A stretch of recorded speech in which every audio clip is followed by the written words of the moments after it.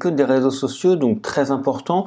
Là, on nous les propose, hein, mais sachez, quand on mettait juste une barre d'icônes ou ici les icônes, ça pourrait revenir au même. Hein. C'est juste que là, voilà, il nous le préconfigure un peu plus simplement pour qu'on s'en souvienne. Voilà, c'est aussi l'avantage d'Elementor. Alors, je vais le prendre, je vais le faire glisser. Donc ça, c'est très important quand vous allez utiliser les réseaux sociaux pour que vous puissiez le mettre en pied de page ou en début ou à des endroits que vous voulez, comme ça, enfin comme il vous plaît. Donc ici, je clique dessus, je retrouve la possibilité de retrouver par défaut Facebook, Twitter et Google+, donc c'est pas forcément ce que vous voulez. Ce que vous ne voulez pas, vous les supprimez. Et vous pouvez ajouter ici des pictogrammes. Et donc là, ils mettent WordPress par défaut, mais on va choisir par exemple d'autres. Je crois qu'il y a Facebook, Twitter, on va mettre allez, Instagram, j'insère.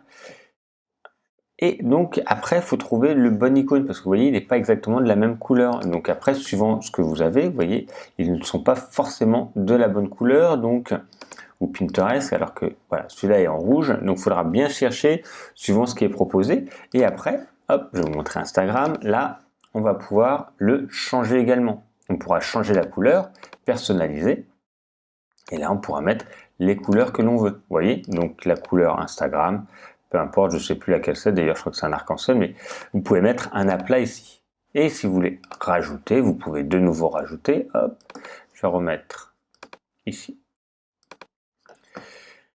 Pinterest qui était rouge, voilà. Donc là, on a la possibilité, donc couleur officielle ou personnalisée. On va pouvoir également ici, donc changer et rajouter le lien, donc c'est là où c'est important, hein. Comme ça quand les gens vont cliquer là, vont arriver vers la page Facebook, vont arriver vers le compte Twitter, etc.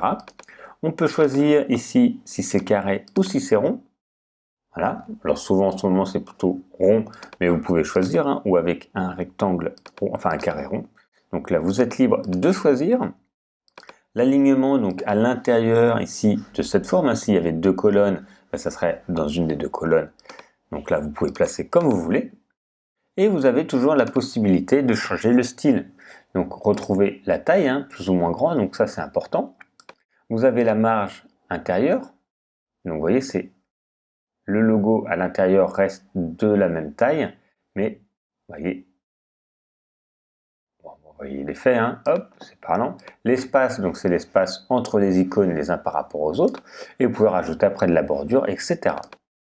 Voilà pour les comptes réseaux sociaux, donc vous recliquez dessus et c'est ici où vous mettez le lien, ok, qui renvoie vers le compte, la page, etc. Voilà pour les réseaux sociaux.